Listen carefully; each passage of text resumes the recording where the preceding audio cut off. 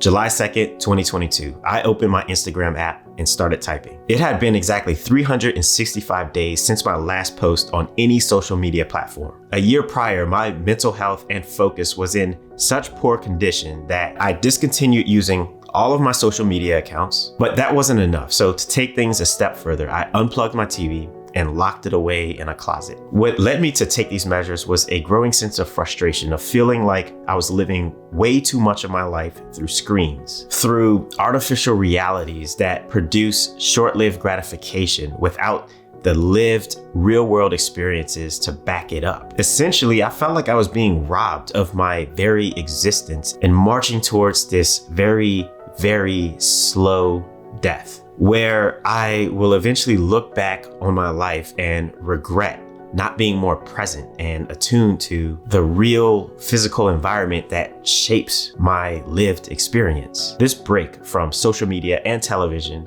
turned out to be the beginning of one of the most productive periods of my life. Over the next year, I accomplished so much that I felt like I practically became a new person who's learned how to navigate life with more clarity and intention, as well as being an all-around, more well-rounded person. In recent months, however, I have noticed myself slipping backward into the habits of heavy phone use, television watching, and experiencing way too much of my life through a screen. Perhaps you can relate. So I was inspired to create this video during my morning commute. The morning was beautiful with blue skies and not a cloud in sight. The ambient noise of the city could be heard in the background, and it was clear that on this morning, the city was full of life. Yet, as I stood there looking around, I noticed about 90% of the people there with their heads down, glued to their phones, paying no attention to this marvelous thing that we call life that was happening all around them. Then I turned my criticism inwards and began to question my own habits as of late. I, just like all of the people at that train station, have also been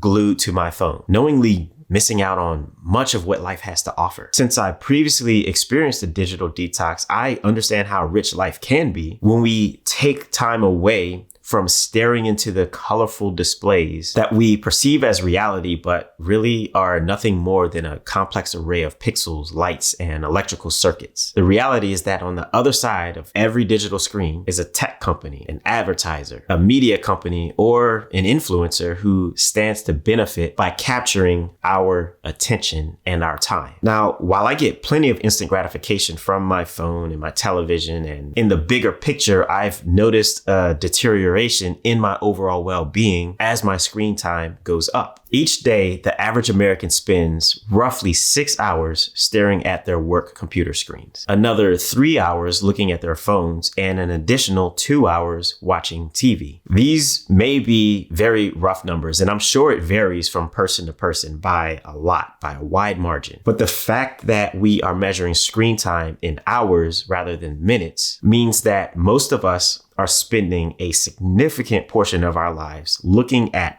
artificially created visuals, but receiving the same stimulation as if it were happening in real life right before our eyes. Whether it's a video conference at work or social media post of our friends living their best lives, or binge watching the latest video on Netflix that we just can't resist. In a way, we're living in a simulation because more and more of our lives are derived from digital inputs rather than real life lived experiences. This new reality that we live in is not without consequences. As I talked about in my Savage Manifesto, the modern technology-driven lifestyles that we currently live have created misalignments with our evolved biology and psychology, also known as evolutionary mismatches. And these misalignments have become the prevailing source of ailments in our modern times. The artificial stimuli of digital screens has real-world impacts, including but not limited to cognitive decline. An overload of sensory outputs from screens drains us of the mental energy needed to maintain optimal function of the frontal cortex, which is a region in the brain important for higher order functions such as impulse regulation and critical thinking.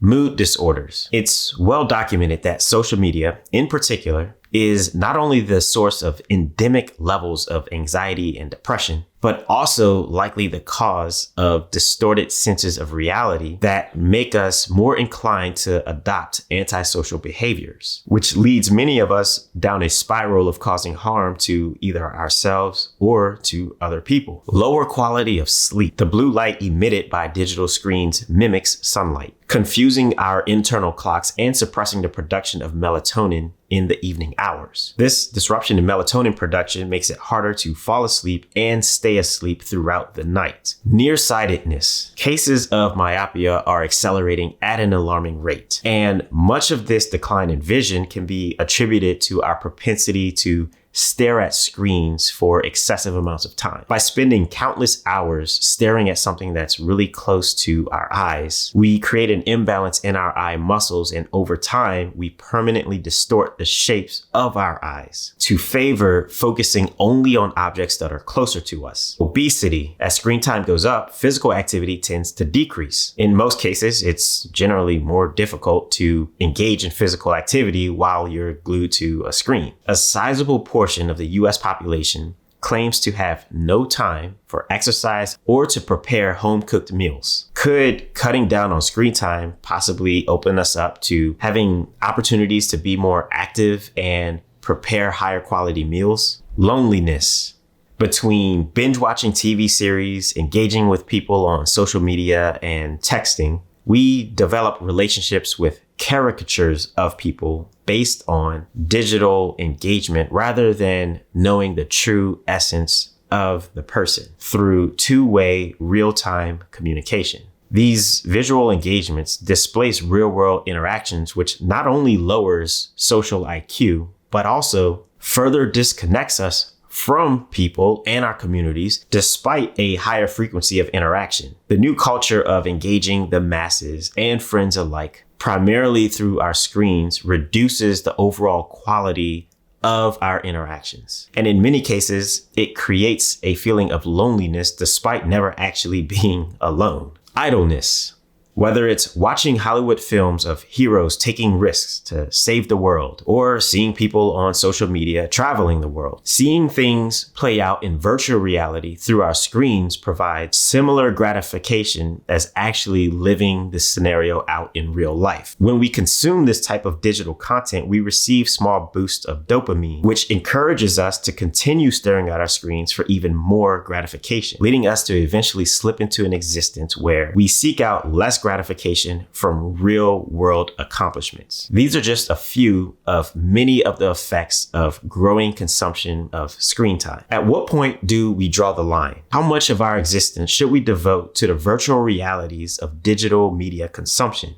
And how much should we devote to actual lived real world experiences? These are questions that you'll have to answer on your own. But what I can say is that in almost any conceivable scenario, we benefit greatly stepping away from filling our empty time by staring at screens and instead embracing the downtime for what it is. I understand the world has changed and screen-based technology does provide us with many benefits. Screens save us from the dreaded perils of boredom. Now, going back to the example of my morning commute, most people there were likely filling their time with entertainment. But what if boredom is actually a good thing? Boredom is a form of discomfort, which in the right amounts benefits us greatly. It gives us the time and mental space to explore our thoughts, our ideas, and solutions to life's challenges. It provides us a backdrop for introspection as well as space for meditation. It facilitates creativity in a way that couldn't happen with a mind that's constantly engaged with a phone or a computer or a TV screen. Sometimes we should consider stepping away from our screens and taking some time to observe the world around us, as well as our place in the world. What are people doing? If you live in a big city, then what are the rats doing? What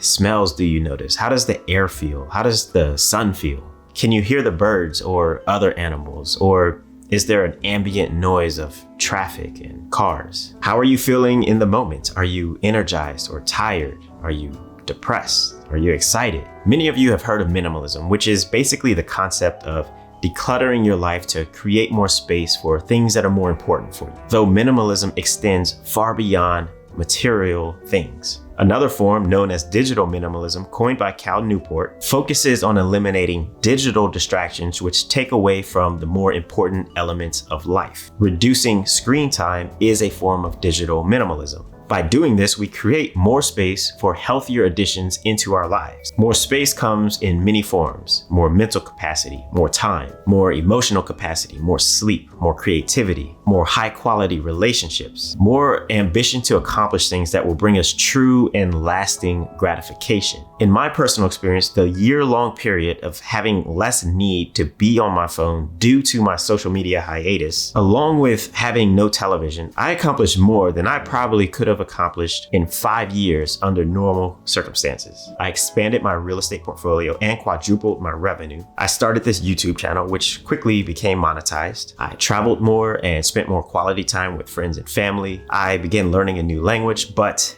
admittedly, meu português é muito ruim. And I really leveled up my calisthenics skills and my overall fitness. But most importantly, during this time, I had a lot more space to think about how I can live a more fulfilling life, create value, and have a positive impact on other people, and become mentally and physically stronger. In other words, I had a lot more control over my life when I wasn't held captive by the LED displays in my home and in my pocket. After realizing how far I've slipped backwards into this sort of digital captivity, I'm trying to get back to that fruitful life that I once enjoyed and experienced when I no longer had the impulse to pick up my phone and check my social media, or cut on the TV and binge watch Netflix. Now, there are plenty of steps that I can take, but I'm gonna start off small and begin with the following.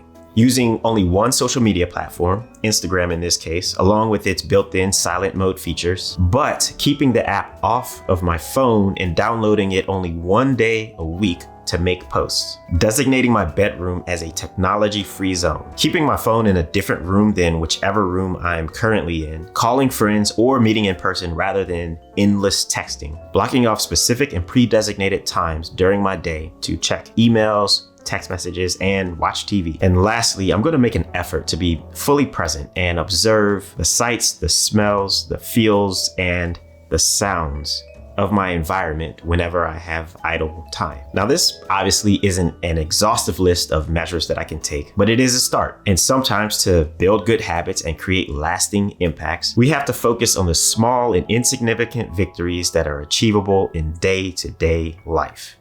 That's it for today. If you enjoyed this video, consider using the links in the description below to sign up for my weekly newsletter on philosophy, fitness, and overall being a more well-rounded person. It's free and it's delivered directly to your inbox every Thursday. And until next time, guys, always remember to get up, get out, and get after it. Peace.